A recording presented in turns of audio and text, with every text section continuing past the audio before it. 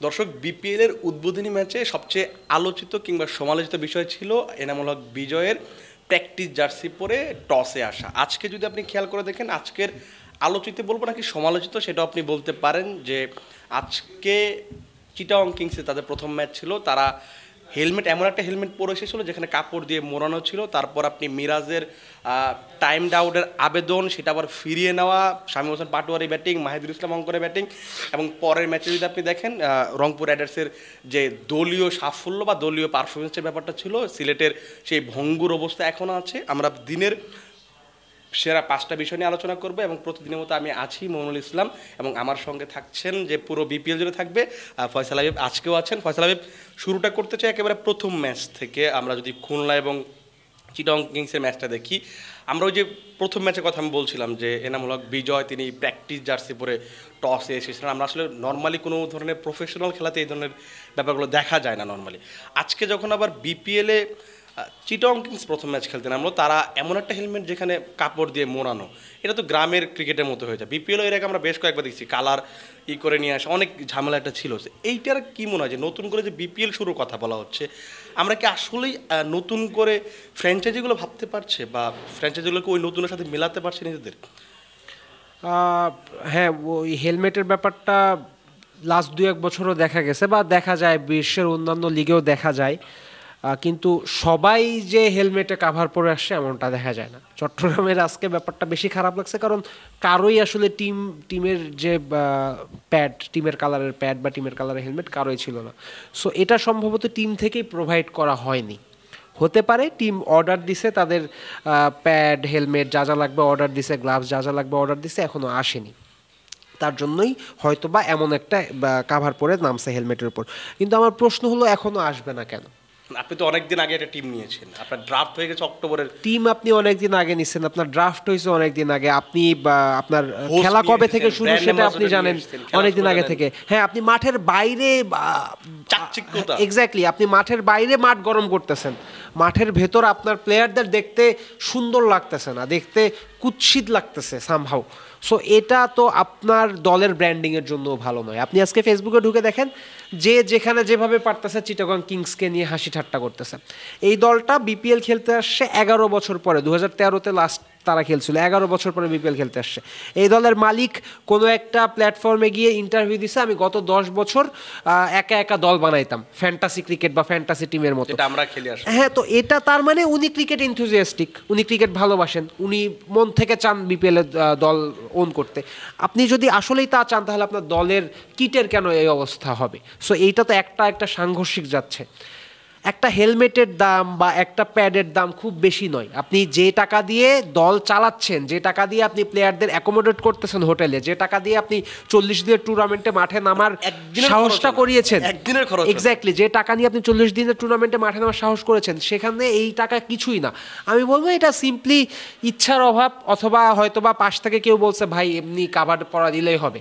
So অনেক ছোট ছোট বিষয়গুলা যখন আপনি ওভারলুক করবেন তখন ব্যাকফায়ার করবে, এবং দেখতে বেশ বড় সড়োভাবে খারাপ লাগবে। সেটাই হয়েছে। এইটা কিন্তু স্বাভাবিক, কারণ চিটাগং কিংস যখন শোনা গেল যে চিটাগং কিংস অনেক দিন পরে, 10 বছর 11 বছর পর ফিরছে, তখন সবার মাঝে কিন্তু একটা আনন্দের ব্যাপার ছিল যে তাদের যখন সাইনিংগুলো আপনি দেখেন, মঈন আলীর কথা বলা হচ্ছিল, সাকিব আল হাসান, শরীফুল ইসলাম, কিংবা হচ্ছে অ্যাঞ্জেলো ম্যাথুস। সো ওই যে হাইপটা তারা ক্রিয়েট করেছিল, আপনি যেটা বললেন যে মাঠের বাইরে সাজগোজ করতে গিয়ে মাঠের ভিতরের সাজগোজটা হয়নি। তাদের যদি আজকে খেলাটা দেখেন আপনি, ওই যে হাইপটা, ওই হাইপ অনুযায়ী তারা আজকের ম্যাচটা আসলে খেলতে পেরেছে। তাদের কাছে যে এক্সপেকটেশন, তাদের বলা হচ্ছিল যে আপনি ফরচুন বলেছিলেন কিংবা রংপুরের পরে আপনি তৃতীয় কোনো শক্তিধর বা ভালো দল, আপনি ব্যালেন্স টিম হিসেবে চিন্তা করেন, সেখানে আপনি অবশ্যই চিটাগং কিংসকে রেখেছিলেন। কিন্তু তারা ওই টিমের যে প্রত্যাশা ছিল সেটা কতটা মেটাতে পারলো প্রথম ম্যাচে? খুব খারাপ চট্টগ্রাম খেলেনি, আমার মতে মোটামুটি ভালোই খেলছে। তবে হ্যাঁ, 2-1টা জায়গায় এরর ছিল। ফার্স্ট অফ অল, এই দলটা যদি ভালো করতে হয় তাহলে শরীফুল ইসলামকে ভাই ভালো করতেই হবে, এবং Shariful Islam, I am afraid he is not looking in a good shape. উনি বাংলাদেশ ন্যাশনাল টিমের হয়েও খুব ভালো করেননি, এখানে এসেও আজকে ডেথে যে পরিমাণ মার তিনি খেয়েছেন, দ্যাটস নট শরীফুল লাইক। এবং এই মুহূর্তে আপনি যদি ন্যাশনাল টিমের কথা চিন্তা করেন, তাহলে 7-8 বোলারের যদি লিস্ট করেন, 7 নম্বরে কিংবা 8 নম্বরে কিন্তু শরীফুল থাকবে। শরীফুলের নিজের জন্য এটা বুঝতে হবে, যেভাবেই হোক তার নিজের ক্যারিয়ারের জন্য তাকে ভালো করতে হবে। সো শরীফুল ক্লিক করেনি, এটা চট্টগ্রামের হারার একটা কারণ। আর ছোট ছোট কিছু কারণ যেগুলো আছে সেটা হলো যে চট্টগ্রামের আজকের ম্যাচে ক্যাপ্টেন্সিটা অ্যাপ্রোপ্রিয়েট হয়েছে বলে আমার মনে হয়নি। ব্যাটিং অর্ডারেও আপনি শামীম পাটোয়ারিকে আরও বেশি বল আরও উপরে আপনি খেলাতে চাইবেন, আপনি উসমান খানের মতো একজনকে ওপেনিংয়ে খেলাতে চাইবেন, হায়দার আলী অনেক পোটেনশিয়াল আছে, তাকে আরও বেশি করে বল খেলাতে চাইবেন। সব মিলিয়ে ক্যাপ্টেন্সিতে আরও একটু পলিশড হতে পারতো মোহাম্মদ মিথুন, তিনি আরও পলিশড হতে পারতেন। আর ক্রিকেটাররা নিবেদন, এক ম্যাচ দেখেই আমি ক্রিকেটারদের নিবেদন নিয়ে কিছু বলতে চাচ্ছি না, বাট খুব খারাপ চট্টগ্রাম সম্ভবত খেলেনি, এখনো বাউন্স ব্যাক করার সুযোগ আছে। বাউন্স ব্যাক করার সুযোগ আছে। আপনি বললেন যে ওসমান খান কিংবা হায়দার আলীদের আরও বেশি বল খেলানোর সুযোগ ছিল, কিংবা আপনি শামীম হোসেন পাটোয়ারির কথা বলছেন। এই ম্যাচের স্টার বলতে বা পারফর্মার বলতে শুধুমাত্র আমার মনে হয় শামীম হোসেন পাটোয়ারিকে আমরা বলতে পারবেন চিটং কিংসের পক্ষ থেকে। আপনার কি মনে হয় যে যেমন গতকাল রাতে উসমান খান এসেছেন, যেহেতু মানে এটা একটা অবধারিত ব্যাপার হয়ে গেছে, বিপিএল আপনি বিদেশি ক্রিকেটার আগে রাতে আসবে, পরের দিন নেমে যাবে। আমরা রিজওয়ানকে দেখেছি ম্যাচের আধা ঘন্টা আগে এসে খেলতে নেমে গেছে। এইটা কি বড় ইফেক্ট ফেলছে বিদেশি ক্রিকেটারদের আসার ক্ষেত্রে? কারণ আমরা কিন্তু এখন পর্যন্ত বিদেশিদের সেভাবে কোনো 4টা ম্যাচ খুব সম্ভবত চলে গেছে, 4টা ম্যাচে কোথাও কিন্তু পারফর্ম, অ্যালেক্স হেলস বলুন, আপনি স্টেভেন টেলর বলুন, বা অন্যান্য যারা আছে, বৈশিষ্ট্য তো আজকে ভালো খেলেছেন, কিন্তু যাদের কাছে এক্সপেকটেশনটা বেশি তারা কি আসলে ফুলফিল করতে পারছে? যাদের কাছে এক্সপেকটেশনসটা বেশি তাদের জবাবদিহিতাটা সবচেয়ে কম। অ্যালেক্স হেলস 6টা ম্যাচ সম্ভবত খেলবে রংপুরের হয়ে, 6টা ম্যাচে 6টাই যদি 10-এর কমে আউট হয় তাও সে টিম থেকে ড্রপ হবে না। আমার মনে হয় অ্যালেক্স হেলসকে কেউ জিজ্ঞাসাও করবে না তুমি কেন এত মানে কেন তুমি পারফর্ম করতে পারছো না। হয়তো বা সামনে বছর রংপুর আর নিবে না হেলসকে, কিন্তু এই বছর কোনো জবাবদিহিতা তার কাছে থাকবে না। অনেক বেশিরভাগ বিদেশি ক্রিকেটারের বেলায় ব্যাপারটা এরকম, বেশিরভাগ বিদেশি ক্রিকেটার এই মুহূর্তে বিপিএলটাকে নিছে আমি আইএল অথবা এসে খেলতে যাব, ওর আগে আমার ওয়ার্ম আপ একটা টুর্নামেন্ট হবে, আমি কিছু টাকা পয়সা পাবো। আপনার একটা কথা বলি, ধরেন শাহিন আফ্রিদি, কাইল মেয়ার্স, রিস টপলে, এরা হ্যাঁ এই যে 3 জনের কথা বললাম এরা আইএল টি20-তে যাবে। আমি গ্যারেন্টি দিয়ে বলতে পারি যদি একটা হাফ চান্স থাকে, সামনে ড্রাইভ দিয়ে বলটা ধরতে হবে যেখানে আপনার ইনজুরির একটা চান্স আছে, এরা ড্রাইভ দিবে না।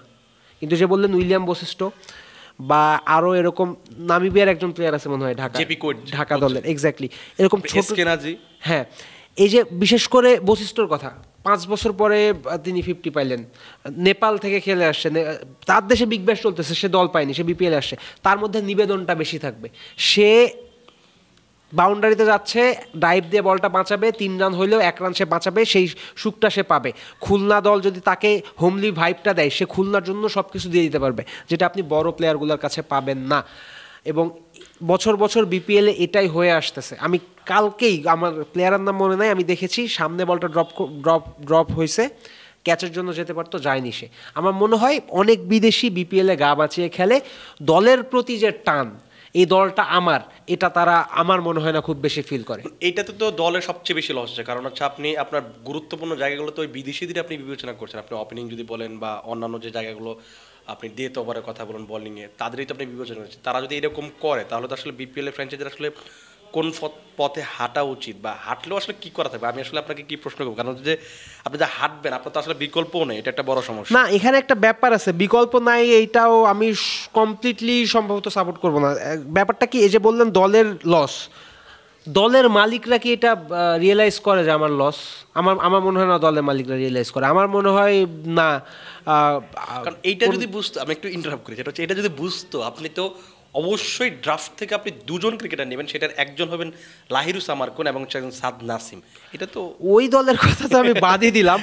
ড্রাফটেও এক্স্যাক্টলি, ড্রাফটেও অনেক ভালো ভালো নাম থাকে, ড্রাফটেও বড় বড় 2-1টা নাম থাকে, তাদের আমি বছর বছর দেখি নেয় না। স্যাম বিলিংস বিপিএল এর ড্রাফট থেকে অবিকৃত থাকে, অথচ সে অন্য অন্য জায়গায় কিন্তু ভালো। আপনি যে বললেন অপশন নাই, নেপালের রোহিত পৌডেলকে আনেন, আমি 100% শিওর অনেক বিদেশির চেয়ে ভালো খেলবে। স্কট এডওয়ার্ডসকে আনেন, নেদারল্যান্ডসের ক্যাপ্টেন, দারুণ টি20 প্লেয়ার এবং নিবেদন বেশি দিবে, কন্ডিশনের জন্য সে পারফেক্ট প্লেয়ার। একে তো পারফরমেন্স ভালো করবেই, নিবেদনটা বেশি থাকবে, সে ড্রাইভ দিবে। কিন্তু অনেক বিদেশি প্লেয়ার আছে যারা 2-3টে, যারা জানে আমি 2টা ম্যাচের জন্য আসি, যারা জানে আমি 3টা ম্যাচের জন্য আসি, তারা ডাইভ দিয়ে আপনার জন্য নিজেকে রিস্কে ফেলবে না। এবং দলের এগুলা বোঝা উচিত। দল, আমার মনে হয় না বিপিএল এর খুব বেশি দলের মালিক এগুলা বোঝে বা এগুলা মাথায় আনে। আমরা একটু ওই ম্যাচটাতে হচ্ছে, যেহেতু আমরা খুলনা এবং হচ্ছে চিটং নিয়ে কথা বলছি, সেখানে আরও একটা ইনসিডেন্ট, বড় ইনসিডেন্ট ছিল, যেটা হচ্ছে যে টাইমড আউটের একটা ঘটনা ছিল। মিরাজ প্রথমে আবেদন করলেন তারপর হচ্ছে আবার তিনি আবার ব্যাটসম্যানকে আবার ফিরিয়ে যখন আম্পায়ার আউট দিলেন আবার ফিরিয়ে নিলেন, এই ব্যাপারটাকে কীভাবে দেখেন? কারণ সাকিব আল হাসান যখন বিশ্বকাপে শ্রীলঙ্কার বিপক্ষে অ্যাঞ্জেলো ম্যাথিউসকে করেছিলেন সেখানে কিন্তু অনেক পক্ষ বিপক্ষ ছিল। আমরা হয়তো অনেকে ওই সময় মুহূর্তে আমাদের বাংলাদেশের জন্য অনেক প্রয়োজন ছিল, আমরা ওটাকে সাপোর্ট করেছি, বা অনেকে সাপোর্ট করেনি। শ্রীলঙ্কানরা সাকিবকে দেখতেই পারেন না, ব্যাপারটা এরকম তৈরি হয়ে গেছে। বিপিএলে আমার প্রশ্ন যেটা হচ্ছে যে আপনি যদি এই আউটটা না নিবেন তাহলে আপনি কেন আবেদন করলেন? আপনি আসলে এটাকে আসলে কি, আপনি যে প্রথমে প্রশ্ন করলেন ব্যাপারটাকে কিভাবে দেখছেন, ব্যাপারটাকে আমি মকারি হিসেবে দেখতেছি। এটা সম্পূর্ণ মানে ফাইজলামি একটা। কারণ মিরাজ নিজেই ক্যাপ্টেন, সে নিজে আম্পায়ারের পাশে 2 মিনিট দাঁড়ায় থাকছে, এক মিনিট অ্যাটলিস্ট দাঁড়ায় থাকছে, দাঁড়ায় থেকে বলছে আমি আবেদন করবো, আমি আউট চাই। আম্পায়ার তখন থার্ড আম্পায়ারের সাথে কথা বলে বলছে যে আউট। এরপরে 20 সেকেন্ডও হয়নি, 10 সেকেন্ডের মধ্যে মিরাজ আবার ব্যাটারকে ডেকে আনলো। তো আমি বিশ্বাস করি না আউট দেওয়ার পরে মিরাজকে আশপাশ থেকে কেউ বলছে যে ভাই আউট নেওয়ার দরকার নাই, ফিরিয়ে নেন। 10 সেকেন্ডের মধ্যে এমন কোনো আলোচনাও হয়নি, 10 সেকেন্ডের মধ্যে এমন কোনো বার্তাও যায়নি, 10 সেকেন্ডের মধ্যে মিরাজের সিদ্ধান্ত চেঞ্জ হয়েছে বলে আমি বিশ্বাস করি না। প্রথম থেকেই মিরাজ জানতো আমি ফার্স্টে আবেদন করবো, এরপরে ফিরে আনবো, এবং প্রথম থেকেই এটা জানার কারণে ব্যাপারটা একটা ফাইজলামি। যেহেতু নিয়ম আছে আপনি চাইলে আউট করতে পারেন, আপনি আউট করছেন, এবং যদি সে আউট করে, সাকিব আল হাসান আউট করছে, আমার সাকিব আল হাসানের উপর কোনো অভিযোগ নেই, আই স্যালুট হিম। ভাই দেশের জন্য, দলের জন্য নিয়ম আছে, তুমি দলকে জেতাইতে তুমি করছো। মিরাজও যদি করতাম আমি মিরাজকেও স্যালুট করতাম, কিন্তু প্ল্যান করে আগে আমি আবেদন করলাম, আমি আবার বললাম যে আচ্ছা তুমি ফিরে আসো, ওই ব্যাটারটার জন্য তো এটা একটা বিরক্তির কারণ হতে পারে। আপনার মনে আছে যে সৌদি খুব সম্ভবত হাসান মাহমুদের একটা, ওটা কি মান কাটছিল বা মান কাটছিল, তিনি আবার ফেরত নিয়ে আসলেন। এইটা আসলে ওই যে আপনি যেটা বলছেন যে আমি যদি আউট নাই নিব তাহলে আসলে মকারি করার জন্য তো আসলে এটা নেওয়ার কোনো মানেই হয় না। তো এখন আসলে ক্রিকেটারও আসলে বুঝতে হবে যে আপনি স্পিরিট অফ ক্রিকেট দিয়ে আসলে কি করতে চান। আপনি একটা স্পিরিট অফ ক্রিকেট এটা না, কদিন আগে যে জাকের আর শামিম ওয়েস্ট ইন্ডিজের এগেনস্টে, তাদের ওয়েস্ট ইন্ডিজের একটা প্লেয়ার বাউন্ডারি লাইনে ফিল্ডিং করতে গিয়ে চোট পাইছে, তখন আর রান নেয়নি, 3 রান দিতে পারতো, তারা নেয়নি। ওইটাকে আপনি স্পিরিট অফ ক্রিকেট বলতে পারবেন? আপনি তো এখানে তো বরং আরও আপনি স্পিরিট অফ ক্রিকেটের লঙ্ঘন করলেন, কারণ আপনি নিয়মটা নিয়ে মজা নিলেন। ফার্স্টে আপনি নিয়মটা বললেন যে নিয়ম আছে আমি আউট নিব, পরে আবার বললেন থাক আমি আউট নিব না, ওকে আসতে বলো। তার মানে আপনি নিয়মের মজা নিচ্ছেন। আপনি ক্রিকেট খেলতে নেমে ক্রিকেট খেলার নিয়ম নিয়ে যদি মজা নেন তাহলে that's not spirit of cricket. তো যে জিনিসটা হচ্ছে এটা নিয়ে আসলে সমালোচনা চলতে থাকবে। আমরা একটু ব্যাটিংয়ে আলোচনা করি, কারণ আমরা এই প্রথম ম্যাচটাতে আমরা দুটো ব্যাটিং, খুব ভালো ব্যাটিং দেখেছি। আমরা বশিষ্ঠর ব্যাটিং দেখেছি, কিন্তু আমাদের মনে হয় যে সবচেয়ে বেশি আলোচনা করা উচিত মাহিদুল ইসলাম অঙ্কন এবং শামীম হোসেন পাটোয়ারির ব্যাটিং নিয়ে। বিশেষ করে আমি একটু মাহিদুল ইসলাম অঙ্কনের ব্যাটিংটা আলোচনা করি। মাহিদুল ইসলাম অঙ্কন বেশ কিছুদিন ধরে ঘরোয়া ক্রিকেটে পারফর্ম করছেন। গতবার কুমিল্লাতেও বেশ কিছু ভালো নক খেলেছিলেন, কিন্তু এত বিধ্বংসী বা এত অ্যাটাকিং ব্যাটিং করতে পারেন, এটা কি মানে ঘরোয়া ক্রিকেটও খুব বেশি দেখা যায়নি। হুট করে এই চেঞ্জটা, এটা কি এনসিএল টি20 খেলার একটা বড় প্রভাব? চেঞ্জটা হুট করে সম্ভবত নয়। ফার্স্ট অফ অল যেভাবে অঙ্কন খেলছে আই এম শকড, কারণ অঙ্কনের মতো একজন ব্যাটার বা বাংলাদেশি একজন ব্যাটার যিনি ইন্টারন্যাশনাল সাদা বলের ক্রিকেট এখনও খেলেননি, তিনি এরকমভাবে শট খেলতে পারেন, আমার কাছে শকিং লাগছে। ভালো মানে জায়গায় এক্স্যাক্টলি আমার কাছে শকিং লাগছে। কিন্তু এটা হুট করে না, গত বছরের বিপিএলেও আমি শুনছি যে অঙ্কন তৈরি আছে, অঙ্কনকে নামাইলেই খেলবে। কুমিল্লা যে 2-1 ম্যাচ নামাইছে সে খেলছেও, মোহামেডানের হয়ে সে বছর কিন্তু খেলতেছে, এনসিএল বিসিএলেও সে খেলতেছে। লাল বলেও রান করে, সাদা বলেও রান করে, এবং দীর্ঘদিন ধরে প্র্যাকটিসের ফলে আজকের এই অবস্থায় আসছে বলে আমার বিশ্বাস। তবে এটা যেন ওয়ান ম্যাচ ওয়ান্ডার না হয়, তিনি যেন কন্টিনিউয়াস রাখেন। প্রত্যেক ম্যাচে তো 18 বলে 50 তার করতে হবে না, কিন্তু এই যে রান করার ব্যাপারটা, ইন্টেন্ট শো করার ব্যাপারটা, এটা যদি কন্টিনিউয়াস থাকে তাহলে দেশের লাভ। আর 2 নাম্বার যে ব্যাপার সেটা হলো মোহাম্মদ সালাউদ্দিনের সম্ভবত অনেক বড় একটা অবদান আছে এর পেছনে। কারণ আপনি যদি খেয়াল করে দেখেন, অঙ্কনকে সবসময় কুমিল্লা রাখতো, লাস্ট 2-3 বছর কুমিল্লায় ছিল, নিয়মিত ম্যাচ পেতো না, এরপরও কুমিল্লায় ছিল। সো ওই সালাউদ্দিনের সাথে কাজ করার একটা ব্যাপার থেকেই টি20তে নিজেকে আরও বেশি শানিত করেছেন আমার মনে হয়। এবং তার যে এই যে ব্যাটিং অ্যাপ্রোচটা, আমি দেখছিলাম যে তিনি যে শটগুলো সিলেকশন করছিলেন, প্রত্যেকটা শটে জায়গায় মানে ফিল্ডার নেই, কিংবা কোথায় খেলতে হবে, কোন বলে কোথায় খেলতে হবে, এই যে শট সিলেকশন, এটা কিন্তু বাংলাদেশের ক্রিকেটারদের অনেক বড় সমস্যা। যে আপনি যেখানে ফিল্ডার রাখবেন সেখানে, আপনার মনে আছে যে বর্ডার গাভাস্কার ট্রফিতে ঋষভ পান্তের যে তিনি যে আউটটা লাস্ট ইনিংসে, গাভাস্কার যেটাকে স্টুপিড বলে ধারাভাষ্যকার দিচ্ছিলেন, যে ফিল্ডার যেখানে রাখা হয়েছে সেখানে তিনি বারবার শট খেলার চেষ্টাটা করছিলেন। এই যে আপনি শট সিলেকশনটা আপনি বুঝতে পারছেন যে মাঠে গিয়ে আপনাকে কোথায় কোন শট খেলতে হবে, কখন কিভাবে খেলতে হবে, এটাও তো একটা বড় উন্নতি। এটাই তো আসলে বড় ক্রিকেটার তৈরিতে একটা বড় কাজ। এবং এই উন্নতিটা কিন্তু 5 ঘন্টা ধরে ব্যাটিং করে হয় না, এই উন্নতিটা 5 ঘন্টা ধরে যদি আপনি পড়াশোনা করেন তাহলে হয়। মোহাম্মদ সালাউদ্দিনের আন্ডারে যে কাজ করছে বললাম না, সালাউদ্দিনের একটা বড় ফিলোসফি হইল you have to read about cricket, you have to know about cricket. তিনি নিজেও একটা বই লিখছেন যে কীভাবে কোচিং করানো যাবে, এরকম কিছু একটা।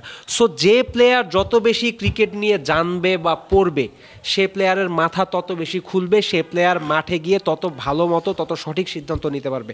এবং এই ধরনের প্লেয়ারের সংখ্যা বাংলাদেশে দিন দিন বাড়ছে, এটা একটা খুবই ভালো দিক। এবং আমি কমপ্লিটলি বিশ্বাস করি মাহিদুল ইসলাম অঙ্কন ক্রিকেট শুধুমাত্র প্র্যাকটিসই করেনি, ক্রিকেট নিয়ে পড়াশোনা করেছেন বলেই তার ব্যাটিংয়ে এত উন্নতি চোখে পড়ছে। পড়াশোনার কথা বলেন, সেখানে আমরা একটু শামীম হোসেন পাটোয়ারিকেও আমি যোগ করতে পারি। কেন যোগ করতে পারি? আমি আজকে দুপুরের দিকে ক্রিকবাজ একটা রিপোর্ট পড়ছিলাম, সেটা একটা সাক্ষাৎকার ছিল।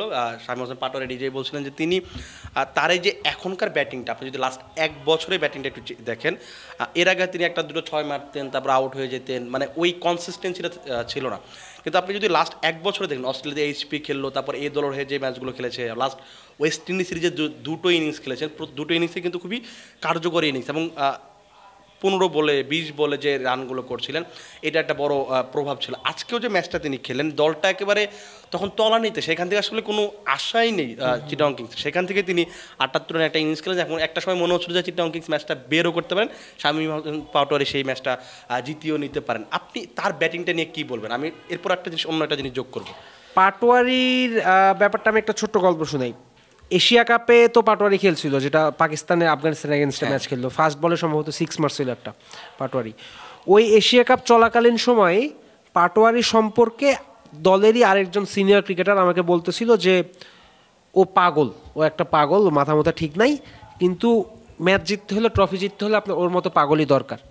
শামীম পাটোয়ারি, আমি গ্যারেন্টি নিয়ে মানে কি বলবো, দায়িত্ব নিয়ে বলতে চাই, শামীম পাটোয়ারি বিশ্বাস করে বাংলাদেশে ওর চেয়ে ভালো টি-20 প্লেয়ার আর কেউ নাই। এটা সে পার্সোনালি বিশ্বাস করে। এখন এই বিশ্বাসের 2টা দিক আছে। আপনি যদি এই বিশ্বাসে সন্তুষ্ট হয়ে আর কাজ করা বন্ধ করে দেন, তখন আপনি ওইখান থেকে নিচের দিকে নামতে থাকবেন। সেকেন্ড বিষয় হলো, আমি সেরা, আমি যেন সেরাই থাকি, এবং আমি শুধু বাংলাদেশে সেরা না, আমি যেন বাইরেও আমার নাম ডাক হয়, বাইরেও যেন আমি সেরা থাকি। শামীম সম্ভবত দ্বিতীয় পথের দিকে আগাচ্ছেন, এবং দ্বিতীয় পথের শামীম আগাচ্ছেন কারণ শামীম গত 23-এর বিপিএলেও ভালো করছে, 24-এও সারা বছর ভালো করছে। এরপরও তার 24-এর টি-20 ওয়ার্ল্ড কাপ তাকে খেলতে দেওয়া হয়নি। ওয়ার্ল্ড কাপের পরে ইন্ডিয়ার টি-20 স্কোয়াডেও তাকে রাখা হয়নি। সো শামীমের মাথায় এটা ঘুরতেছে যে আমি দেশের মধ্যে সবচেয়ে ভালো, এরপরেও আমাকে স্কোয়াডে নেওয়া হচ্ছে না, কতদিন আমাকে না নিয়ে থাকবে, আমি আরও রান করব। এই জেদটা শামীমের মধ্যে কাজ করতেছে, শামীম এই জেদের জন্যই ভালো খেলতেছে। সো এই যে তাকে দলে নেওয়া হয়নি, এটা কিন্তু সামহাও তার জন্য ব্লেজিং ইন ডিসগাইজ হিসেবে কাজ করছে। এখন সে ওয়েস্ট ইন্ডিজে যেভাবে খেলে আসছে 2টা ম্যাচ, সে ন্যাশনাল টি-20 স্কোয়াডে থাকবে। সে বিপিএলেও এই যে আজকে যেভাবে খেললো, সে ন্যাশনাল টি-20 স্কোয়াডে থাকবে। কিন্তু আমি স্কোয়াডে চান্স পেয়ে গেছি, আমি 50 করছি, 50 করে আমি একটা সেলিব্রেট করছি, এটা নিয়ে 2 দিন কথাবার্তা হবে, ব্যাস আমার কাজ হয়ে গেছে। এই চিন্তা যদি শামীমের মাথায় ঢুকে যায়, তাহলে শামীমও কিন্তু খুব বেশি ওই যে আউটস্ট্যান্ডিং এক্সট্রা অর্ডিনারি কিছু হবে না। আমি ফার্মলি চাইবো, আমি রিকোয়েস্ট করবো শামীমকে যে এই ধরনের চিন্তা যেন তার মাথায় না আসে। এই যে শামীমকে আমি পার্সোনালি একটা কথা বলছিলাম যে ভাই, রানকে কখনো কেউ অস্বীকার করতে পারবে না। আপনি যার এগেনস্টে যেখানে রান করেন, রানকে মানুষ অস্বীকার করতে পারবে না, রানের একটা মূল্য আছেই।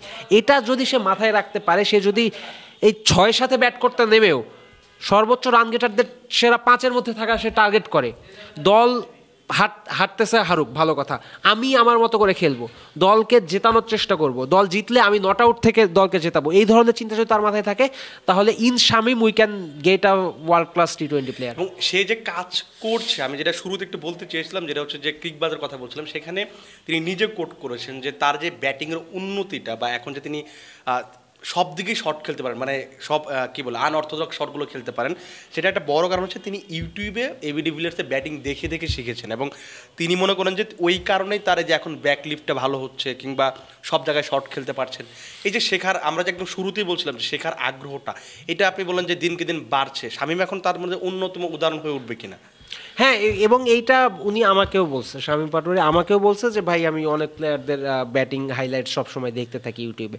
আমি আরও সাজেস্ট করছিলাম হাইলাইটস তো দেখেনি, ইন্টারভিউ দেখেন, ওইটাও কাজে আসবে। সো যখন একটা প্লেয়ার নিজে নিজে নিজের ক্যারিয়ার নিয়ে চিন্তা করবে, তাসকিনের উন্নতি কীভাবে হয়েছে, তাসকিন যখন বাদ পড়লো ন্যাশনাল স্কোয়াড থেকে, খালেদ মাহমুদ সুজন যখন তাসকিনের সাথে কথাবার্তা বলা বন্ধ করে দিল, মাশরাফি যখন তাসকিনকে ধমকের ওপর রাখলো যে তোকে দিয়ে কিছু হবে না, তুই তোর নিয়ম কারণ নেই নেই ওই নাই, তখন তাসকিন চিন্তা করলো আসলেই তো ক্রিকেটের জন্য আমি এত কিছু পাইলাম, এখন ক্রিকেটের মানুষের জন্য আমাকে দূরে ঠেলে দিচ্ছে, তার মানে আমার চেঞ্জ করতে হবে। তারপর থেকে তাসকিন চেঞ্জ করলো। নাইম শেখের সাথে কিছুদিন আগে আমার সিলেটে কথা হইলো, I was mind blown. Naim শেখের ওপর আমার রাগ ছিল, ক্ষোভ ছিল যে ভাই ট্যালেন্টেড একটা প্লেয়ার অথচ নিজের মূল্য নিজেই বোঝে না, পারফর্ম করতে পারে না। নাইম শেখের সাথে যে আধা ঘন্টা 40 মিনিট আমি কথা বলছি, তার পয়েন্ট অফ ভিউ চেঞ্জ হয়ে গেছে। এখন নাইম শেখের পার্সোনাল ট্রেনার আছে, পার্সোনাল নিউট্রিশনিস্ট আছে, পার্সোনালি মাইন্ড ট্রেনার আছে। সো নাইমকে বললাম ভাই দেশে কি 10 জন প্লেয়ারের এটা আছে? কয় ভাই 5 জনেরও মনে হয় নাই। আমি বললাম তখন তাহলে আপনি যেগুলো পালতেছেন এক্সপেন্স কেমন আসে? নাইমের কোট, 70-80 লাখ টাকা কোনো প্লেয়ার যদি বছরে ইনকাম করে, সে 10 লাখ টাকা স্পেন্ড করতে পারবে না নিজের ভালোর জন্যই তো। সুতরাং এই যে personal trainer, personal nutritionist, personal mind trainer, সব কিছু আপনি কিন্তু রাখতে পারেন, রাখতেছেন না। যারা চিন্তা করতেছে যে আমার ভালো করতে হলে রাখতে হবে, তারাই ভালো করতেছে, তারাই ভালো করবে। আমরা একটু সেকেন্ড ম্যাচের দিকে যাই। প্রথম ম্যাচটা আমরা একটু আলাপ করলাম, সেকেন্ড ম্যাচটা হচ্ছে রংপুর গতকালও খুব একটা ভালো ম্যাচ খেলেছে ঢাকা ক্যাপিটালসের সঙ্গে, তার ব্যাটিংটা খুব ভালো হয়েছিল, ঢাকার বলিংটাও শেখ মেহেদী খুব ভালো করেছিলেন। আজকে যদি আপনি খেয়াল করে দেখেন ব্যাটিংটা মনে হচ্ছিল যে তাদের টপ অর্ডার একটা ইস্যুজ আছে, আপনি যেটা বলেন যে নিবেদনের অভাব বা অন্যান্য ব্যাপারগুলো, স্টিভেন টেলরের কাছে সে রান পাওয়া যায়নি, অ্যালেক্স হেলস আজকেও ব্যর্থ হয়েছেন। তারপর হচ্ছে আপনি যদি টপ অর্ডার আর কেউই ভালো করতে পারেন, তারপরে সেই ইফতিখার আহমেদ কিংবা হচ্ছে নুরুল হাসান সোহানের যে একটা ক্যামিও দরকার ছিল সেটাই তিনি খেলেছেন এবং 150 পার করেছেন। আমরা যদি আগের 3টা ম্যাচ দেখি বা ম্যাচগুলো দেখি, সেখানে কিন্তু আমরা প্রত্যেকটা ম্যাচে প্রথম ইনিংস আমরা 190-এর বেশি রান দেখেছি। কেন এমন হচ্ছে? মানে রংপুরের মতো দলের কাছে তো আপনি অবশ্যই এক্সপেক্ট করেন যে প্রথম ইনিংসে ব্যাটিং করলে অবশ্যই 200 রান করবে। আপনি যদি মনে রাখেন তাহলে দেখবেন যে গত বছর থেকেই রংপুরের এই সমস্যাটা। গত বছরের লাস্টের টানা 4-5টা ম্যাচ প্রত্যেকটা ম্যাচে টপ অর্ডার কলাপস করছে এবং আজকেও টপ অর্ডার কলাপস করছে। কারণ সম্ভবত ওই যে সব ম্যাচে 180-90 দেখছে, তারা ভাবছে আমাদেরও 180-90 করতে হবে, কিন্তু এই পিচটা সম্ভবত ওই যে 160-70 করলেই উইনিং স্কোর মোটামুটি একটা ছিল। অতিরিক্ত বা দ্রুত রানের খোঁজে রংপুরের টপ অর্ডারে এতগুলো উইকেট গেছে, নো ডাউট, কিন্তু এই সমস্যাটা চলমান রাখা যাবে না। আপনি সিলেট বলে পার পাইছেন, সম্ভবত বরিশাল হইলে সম্ভবত আপনি পার পাবেন না। বিশেষ করে গত বছর আপনি একই ভুলে কিন্তু আপনার শিরোপা হারাইছেন, সেক্ষেত্রে টপ অর্ডারে আরো যত্নশীল কিন্তু রংপুরের হতে হবে। সেখানে টপ অর্ডারে সৌম্য সরকার না থাকাটা নিশ্চয়ই তাদেরকে বড় একটা মানে পিছনে ঠেলে দিয়েছে। অবশ্যই আপনি দেখুন 3 নম্বরে তারা সাইফ হাসানকে খেলাচ্ছে, সৌম্য থাকলে হয়তো বা সৌম্য খেলতো, এবং সৌম্য যদি খেলতো তাহলে সৌম্যর বোলিংটাও আপনি পাইতেন, এবং সৌম্য যে টাচে আছে সেটা সাইফ হাসানের চেয়ে আপনার জন্য বেটার অপশন হতো অবশ্যই। সো সৌম্য না থাকা রংপুরের জন্য একটা বড় লস, বাট সৌম্যকে ছাড়াও রংপুর কিন্তু খুবই ব্যালেন্সড।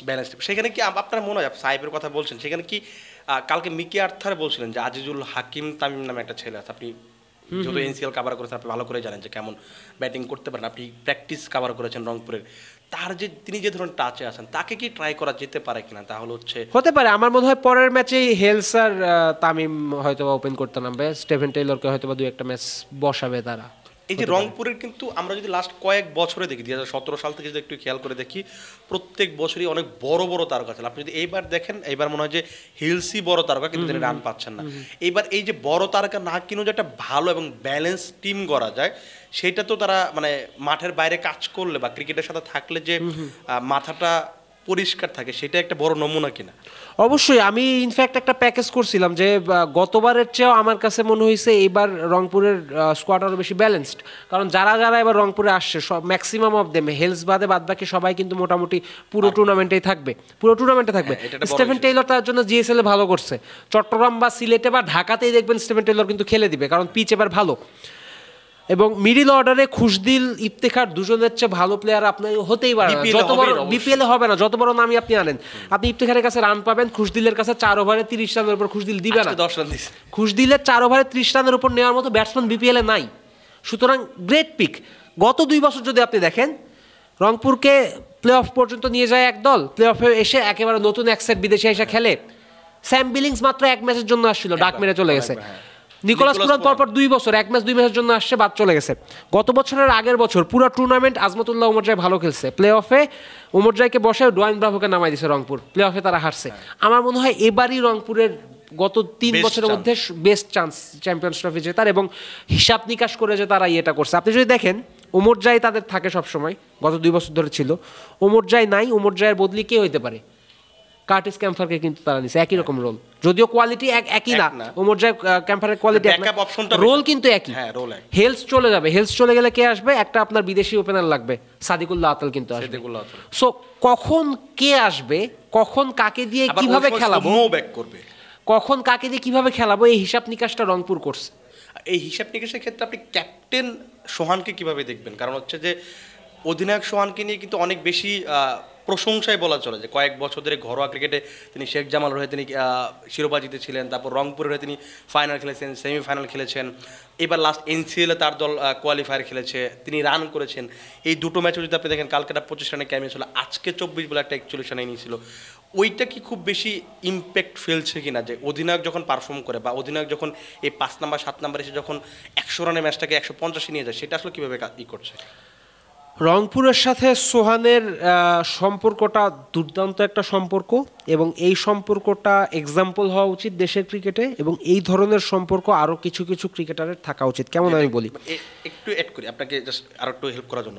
এটা কি যে চেন্নাই সুপার কিংসে যেমন মহেন্দ্র সিং ধোনি, রোহিতের সঙ্গে যেমন মুম্বাইয়ের, কোহলির সঙ্গে যেমন বেঙ্গালুরু, এগুলোর আপনি একটু? হ্যাঁ, আমি এই লাইনটাই বলি সবসময়, যে রোহিত মুম্বাইয়ের জন্য যা, সোহান রংপুরের জন্য তা। আপনি যদি দেখেন ডিপিএলে সোহান খেলে শেখ জামালে খেলে, শেখ জামালের মালিক কিন্তু রংপুর রাইডার্সের মালিক, শেখ জামালের মালিক একই, তারপর রংপুর রাইডার্সে খেলতেছে। সোহান জানে আমি রংপুর রাইডার্সে খেলবো। এই টুর্নামেন্ট 7 তারিখে ফাইনাল, 7 তারিখে ফাইনাল শেষ হওয়ার পর 8 তারিখ থেকে কোনো দলের সাথে কোনো প্লেয়ারদের কোনো সম্পর্ক থাকবে না, কিচ্ছু থাকবে না। 8 তারিখেই সোহানের সম্পর্ক থাকবে। সে রংপুরের ম্যানেজমেন্টকে ফোন দিয়ে বলবে যে ভাই 2026-এর বিপিএলের জন্য আমরা এই প্লেয়ারটাকে নিতে পারি, সে বলতে পারবে, সেই অধিকারটা তার আছে, সেই গ্যারেন্টিটা তার আছে। 1 নম্বর কথা। 2 নম্বর কথা, সোহান ন্যাশনাল টিমে নাই এখন। ন্যাশনাল টিমে যে প্লেয়াররা থাকে না, সেই প্লেয়ারদের বাজার দর কমে যায়, সেটা ডিপিএল হোক বিপিএল হোক, সেই প্লেয়ারদের ইনকাম কমে যায়। সোহানের ওই ইনকাম নিয়েও চিন্তা করতে হচ্ছে না। সোহান জানে আমি শেখ জামালে খেলবো, আমার টাকা পয়সা নিয়ে সমস্যা হবে না। সোহান জানে আমি রংপুর রাইডার্সে খেলবো, আমার টাকা পয়সা নিয়ে সমস্যা হবে না। সুতরাং বাইরের কিছু নিয়ে তো আপনার চিন্তা করতে হবে না, আপনার চিন্তা করতে হবে আপনি রংপুর রাইডার্সই এখন আপনার সব, যেহেতু আপনি ন্যাশনাল টিমেও নাই। সেইটার জন্য তো ফ্র্যাঞ্চাইজির পক্ষ থেকে সেই ব্যাপারটা এক্স্যাক্টলি, তো ফ্র্যাঞ্চাইজি তাকে সেই সিকিউরিটিটা দিছে, ইকোনমিককে দিয়েছে। ধরুন ফরচুন বরিশাল, তামিমের সাথে ফরচুনের যে সম্পর্ক তার চেয়েও কয়েক গুণ বেশি সম্পর্ক স্ট্রং এটা, কারণ আপনি ইকোনমিক্যাল সিকিউরিটি পাচ্ছেন, আপনি মেন্টাল সিকিউরিটি পাচ্ছেন, আপনি জানেন যে আপনার একটা পেছনে অভিভাবকের মতন একজন আছে। তার চেয়ে বড় কথা, ধরেন আপনি আপনার খারাপ সময় যাচ্ছে বা আপনি একটু প্র্যাকটিস করতে চান, আপনি মিরপুর কেন আসতে হবে? আপনি তা আপনার নিজের ঘরের মাঠ আছে, আপনি রংপুরের মাঠে যাইতে পারবেন। এই বিষয়টা খুবই হেল্প করে ভাই। আমি ইন্ডিয়ায় যে হায়দ্রাবাদে সেঞ্চুরি করলো সঞ্জু স্যামসন সেঞ্চুরি করার পরে বলছিল 6 সপ্তাহ আগেই কোচ ক্যাপ্টেন সূর্যকুমার যাদব আর কোচ গম্ভীর 6 সপ্তাহ আগেই বলছিল বাংলাদেশ এগেনস্টে 3 ম্যাচে তুমি ওপেনিং করবা। এই কথা শোনার পর তার আগের শ্রীলঙ্কায় 3 ম্যাচের টি20 সিরিজে 2 ম্যাচে ডাক মারছে সঞ্জু। সে জানতো না বাংলাদেশ এগেনস্টে থাকবে কিনা, তাকে ফোন দিয়ে বলছে তুমি 3 ম্যাচেই ওপেনিং করবা। এই মেসেজটা পেয়ে পরদিনই সঞ্জু চলে গেছে রাজস্থান রয়্যালসের যে একাডেমি আছে, ওই একাডেমিতে সে প্র্যাকটিস করছে, জাস্ট ওপেনিং খেলার জন্য প্র্যাকটিস করছে। তারপরে সাউথ আফ্রিকায় সেঞ্চুরি মারলো, বাংলাদেশ এগেনস্টে সেঞ্চুরি মারলো। এই সুযোগটা বাংলাদেশের মধ্যে হাতে গোনা কয়েকজন পায়। শেখ মেহেদী হাসানও কিন্তু এখন রংপুরের ঘরের ছেলে, কোর মেম্বার। ওই যে বললাম 8 ফেব্রুয়ারি আলোচনায় বসবে, সোহানের সাথে মেহেদিও থাকবে। সো রংপুর তার প্লেয়ারদের যে সুযোগ সুবিধাটা, যে সিকিউরিটিটা দিচ্ছে, এই সিকিউরিটি যদি আর 2টা দল দিতে পারতো। কুমিল্লাও ছিল, কুমিল্লার ঘরের মাঠ ছিল না, কিন্তু কুমিল্লাও এই ধরনের একটা ছিল, কুমিল্লারও একটা কোরের মতো ছিল। রংপুর, কুমিল্লা, খুলনাও বারবার দল বানায়, ঢাকা, এই এরকম যদি 3-4টা দল হয় না, বিপিএল এর মান দেখবেন অন্যরকম হয়ে যাবে। আপনি কয়েকটা ঘটনার কথা বলেন, আমি এখানে একটু অ্যাড করতে চাই। আপনি ঠিক মনে থাকার কথা, চেন্নাইয়ে যখন রাচিন রবীন্দ্র খুব সম্ভবত ব্যাঙ্গালোরে সেঞ্চুরি করেছিলেন, তার আগে তিনি চেন্নাইয়ের মাঠে গিয়ে চেন্নাইয়ের একাডেমিতে তিনি অনুসরণ করেছেন। সেটা নিয়ে কিন্তু চেন্নাই সুপার কিংসকে অনেক বেশি সমালোচিত হয়েছে। তার আগে আমি দীনেশ কার্তিকের একটা পডকাস্ট শুনছিলাম বা একটা সাক্ষাৎকার পড়ছিলাম, যেখানে তিনি বলছিলেন 2013 সালে তিনি যখন কোথাও প্র্যাকটিস করার জায়গা পাচ্ছিলেন না, তখন মুম্বাই ইন্ডিয়ান্স, তখন তিনি মুম্বাই ইন্ডিয়ান্সে খেলেছেন বা খেলবেন, এরকম একটা সময় তাকে প্র্যাকটিসের সুযোগ করে দিয়েছিল, যেখানে একটা প্র্যাকটিস বলের খরচ হচ্ছে প্রতি ম্যাচে আপনার মানে প্রত্যেকটা বলের খরচ হচ্ছে আপনার 15,000 টাকা, সেখানে তারা তার জন্য 20টা 30টা করে বল প্রোভাইড করতো। এই যে একটা ফ্র্যাঞ্চাইজি থেকে যে কী ধরনের প্রোভাইড দিতে হয় বা কোন ধরনের সহযোগিতাগুলো করতে হয়, সেটা যদি বাংলাদেশের ফ্র্যাঞ্চাইজি শিখতে পারে তাহলে আপনি বিপিএল উন্নতি করা না হলে আপনি যেটা বললেন যে কোনোভাবে আসলে এগোনো সম্ভব না। কিন্তু বাংলাদেশের তো সমস্যা হচ্ছে যে ফ্র্যাঞ্চাইজি পরের বছর থাকবে কি না, সেটাই তো সবচেয়ে বড় দুশ্চিন্তার নাম। অবশ্যই এটা একটা দুশ্চিন্তার নাম, কিন্তু আপনি যদি দেখেন বরিশাল টানা অনেক বছর ধরে কিন্তু খেলতেছে, খুলনা প্রত্যেক বছরই কিন্তু খেলে, খুলনার নামে কোনো স্ক্যান্ডাল নাই, কোনো অভিযোগ নাই, কিন্তু ওদের কেন জানি সেরা হওয়ার ক্ষুধাটাও কেন জানি নাই, ওরা প্রতিবারই মোটামুটি মানের একটা দল বানায়, চুপচাপ থাকতে পছন্দ করে, সারা বছরই চুপচাপ, সারা বছরই চুপচাপ থাকতে পছন্দ করে। রংপুরও কিন্তু অনেক দিন ধরে আছে, আপনি যদি এবছরের কথা বাদ দেন কুমিল্লাও কিন্তু দীর্ঘদিন ধরে ছিল, কুমিল্লাও বাংলা বিপিএল এর ব্র্যান্ডিংয়ে অনেক কিছু করছে। সো বিসিবি থেকে যদি বলে 5 বছরের জন্য দিব তোমাদের ফ্র্যাঞ্চাইজি বা 3 বছরে দিলাম, 3 বছরের জন্যই দিব, কিন্তু আমি রেভিনিউ শেয়ার করব, আমি আমার এই প্ল্যান বিপিএল আগে অনেক বেশি আলোচনা হয়ে গেছে। এবার তো সম্ভব না, এবার এই 3 বছরের সাইকেলের লাস্ট বছর, বাট সামনে বছর থেকে আসলে অনেক কিছু করা সম্ভব বিপিএল। আপনি ধরেন আপনি বিসিবির প্রধান, আপনি দলগুলোকে বলবেন তোমরা কি চাইতেছো, রেভিনিউ শেয়ার, তো আচ্ছা তোমাদের রেভিনিউ শেয়ার দিব, কিন্তু তোমাদের নিজ নিজ যে এরিয়া আছে, যে যে শহরের নাম দিছো, ওই শহরে তোমাদের একাডেমি থাকতে হবে, ওই শহরের মাঠগুলো তোমাদের খেলার মতো বানাইতে হবে, ওই শহরে তোমাদের একাডেমি থাকতে হবে, ওই শহরে মানে সারা বছর ওই মানে হেড অফিস থাকে না, ধরেন রংপুর রাইডার্সের হেড অফিস যেন বসুন্ধরার ওইটা হয়, যেমন কুমিল্লার হেড অফিস যেন কুমিল্লা মানে একটা মাঠ আছে কোন দিঘির পাশে, ওই মাঠটা কুমিল্লার হেড অফিস, কুমিল্লা ভিক্টোরিয়ান্সের সাথে যোগাযোগ করতে হলে ওই মাঠে গেলে তুমি যোগাযোগ করতে পারবা। তাহলে হবে কি, যখন আপনি জানবেন যে ওই মাঠটা কুমিল্লা ভিক্টোরিয়ান্সের হেড অফিস, আমি জানি ওখানে সবসময় গেলে কুমিল্লার কাউকে না কাউকে আমি পাবো, আমি একজন প্লেয়ার, আমার কিচ্ছু নাই, আমার বাপ ভাই চাচা খালা মামা কিচ্ছু নাই, কিন্তু আমি জানি আমি খুব ভালো খেলি, আমি 140-এ বল করতে পারি, আমি নিজে যদি যাই বলি ভাই আমাকে 2টা বল করতে দেন, আমি আসলে 140-এ বল করি।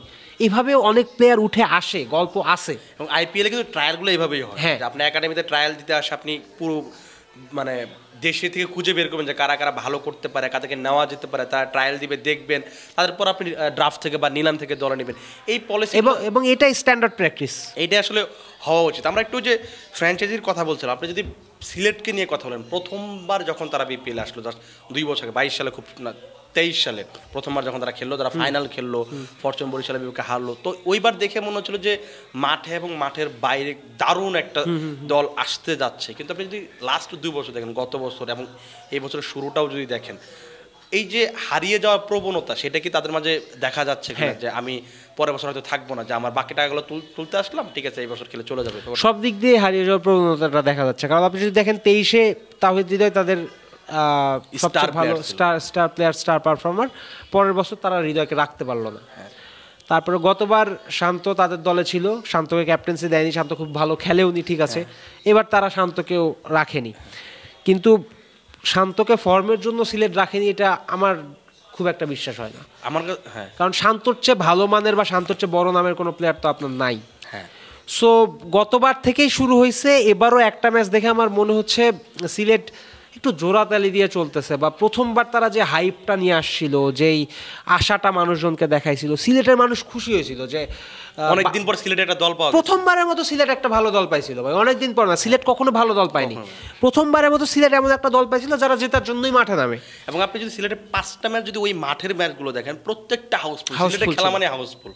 তো এরকম ইনফ্যাক্ট ওই সিজনের পরে সিলেটের অন্যান্য প্লেয়াররা, মানে সিলেট দলে খেলছে এমন প্লেয়াররা যদি জাতীয় দলের ম্যাচ খেলতে যাইতো সিলেটে, তাহলে ওই প্লেয়াররা স্পেসিফিক্যালি আরো বেশি করে পাইতো, সাপোর্ট পাইতো। এটা কিন্তু একটা হিউজ ব্যাপার বাংলাদেশের প্রেক্ষাপটে, ইন্ডিয়া আমরা এটা দেখি, বাংলাদেশের প্রেক্ষাপটে এটা একটা হিউজ ব্যাপার।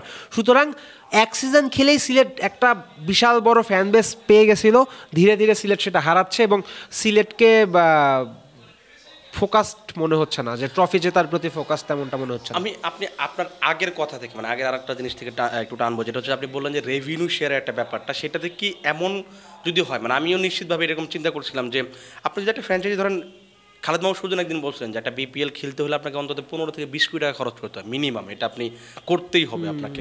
তো সেখানে যদি একটা ফ্র্যাঞ্চাইজি 10 কোটি টাকার একটা গ্যারান্টি পায় যে আমি 10 কোটি টাকা বিসিবির কাছ থেকে পাবো, তার জন্য তো কাজটা সহজ হয়ে যাবে, যে আমি তখন 10 কোটি টাকা আমি কোনোভাবে ম্যানেজ করতে পারবো, স্পন্সর পাবো বা অন্যান্য ব্যাপারগুলো পাবো। তখন সে তার কাছে মনে হবে যে আমি প্রতি বছরই আসবো। তখন সে এখন 20 কোটি টাকা খরচ করে যদি 5 কোটি টাকা লাভ করে, তখন সে 10 কোটি টাকা খরচ করে 20 কোটি টাকা লাভ করবে। তখন তো তার ওই চাহিদাটাই বাড়বে। সেটাই তো আসলে বিসিবি করতে পারছে না। বিসিবিরও তো একটা বড় দুর্বলতা। বিসিবি কারণ এই যে একটু অ্যাড করি, আমি একটু ওই রেভিনিউগুলো দেখছিলাম যে বিসিবি প্রতি বছর কত রেভিনিউ, একটা বছর 100 কোটিও রেভিনিউ করেছে, যেখানে আপনি বাকি দিয়ে মানে হচ্ছে বাকি দেওয়া শেষ, টাকা তুলতে পারেননি, অনেক কিছু করে 100 কোটি টাকা 2019 বিপিএলে করা গেছে। তার প্রত্যেক পরের বছর থেকে প্রত্যেক বিপিএলে আপনি 50 কোটি প্লাস ইনকাম করেছেন। তো আপনি প্রতি বছর ইনকাম করছেন, লাস্ট 10 বছর আপনি 500 কোটি টাকা ইনকাম করেছেন, যেখানে প্রত্যেকটা ফ্র্যাঞ্চাইজি ফকির হয়ে চলে গেছে। বিপিএল যারা আয়োজন করছে, অর্থাৎ বিসিবিতে যারা ছিল বা যারা এই বিপিএলটাও আমি বলবো আগের বিসিবির যারা ছিল, মানে এই বিপিএলে বর্তমান বিসিবি কর্তাদের খুব বেশি কিছু করার ছিল না। তারা যে এটা আয়োজন করতে পারছে এটাই অনেক। এবং খুবই টুর্নামেন্টের মাত্র একদিন গেছে, বাট আমার মনে হয় এই বিপিএল শেষ হতে হতে আরও দুই একটা ছোটোখাটো কিছু ইস্যু আসতে পারে। বাট আগের যারা বিসিবিতে ছিল সব সময়ের জন্যই পুরা বিপিএলটা তারা তাদের হাতের মুঠিতে রাখতে চাইছে। বিপিএল এর প্রতি কিন্তু বিদেশি বিভিন্ন ফ্র্যাঞ্চাইজি একবার নক করেছিল, তারা আগ্রহ দেখাইছে, দল নিতে চাইছে। বিপিএল বলছেন নো, বিসিবি বলছেন নো। বিভিন্ন বিদেশি কোম্পানি স্পন্সরশিপ নিতে চাইছে, ইনভেস্ট করতে চাইছে বিপিএলে, তারা বলছেন নো। দলগুলো বলছে আমাদের রেভিনিউ দেন, সেখানেও তারা বলছেন নো। বিপিএলে কত টাকা লাভ হয় কিংবা বিপিএলে ইনভেস্ট করতে আসলে যে বাইরের লোকজন বা দল নিতে আসবে বাইরের লোকজন, সব কিছুতেই সবসময় বিসিবির না। বিপিএল এর বিষয় সবসময় তারা ঢেকে রাখতে চাইছে। লাভ হইলেও তারা তাদের মধ্যে রাখতে চাইছে, লস হইলেও তারা তাদের মধ্যে রাখতে চাইছে। তারা ভাবতে চাইছে যেমন হোক যেভাবে হোক আমরা 5 জন মিলেই করব, 6 নাম্বার কেউ এই সম্পর্কে কিছু জানবে না। এবং এই কারণেই দিন দিন পিছিয়ে আসতেছে বিপিএলটা। আপনি যে বললেন যে দলগুলো 20 কোটি টাকা হয় ইনকাম হয়, কিন্তু খরচ হয়, ইনকাম তাদের হয় না। আসলে এই 20 কোটি টাকা ইনকাম হওয়ার কোনো চান্সই নাই। পুরো বিপিএল এর স্পন্সরশিপ বিক্রি হয় 5 কোটি টাকা দিয়ে। একটা দলের ধরেন ফ্রন্টে কেউ 5-7 কোটি টাকা কেন দিতে চাইবে? সর্বোচ্চ খুব সম্ভবত কুমিল্লা পেতে হচ্ছে 5 কোটি টাকা, মানে থেকে কোন একটা এসি বা কোন একটা কোম্পানি থেকে। তো ধরেন আমি 5 কোটি টাকাও দিল, খুব সব দল 5 কোটি পায় বলে আমার বিশ্বাস হয় না। যদিও পায় তবুও তো তার লসই থাকছে। আপনাকে ধন্যবাদ, আমরা আজকের মতো শেষ করছি। অনেক কথা হয়েছে। দর্শক আপনাদেরকেও ধন্যবাদ যারা আমাদের সঙ্গে এতক্ষণ ছিলেন। কালকে ম্যাচ নেই, কিন্তু কালকে আমরা যেহেতু পরের দিনে যে দুটো ম্যাচ থাকবে সেই দুটো ম্যাচের প্রিভিউ নিয়ে আলোচনা করব, যে কোন দলটার কী ধরনের চান্স থাকবে এবং কি জায়গায় উন্নতি করতে হবে সেই ব্যাপারগুলো নিয়ে আলোচনা করবো। আপনারা আপাতত ভালো থাকুন, সুস্থ থাকুন এবং ক্রিক ফ্রেঞ্জির সঙ্গে থাকুন।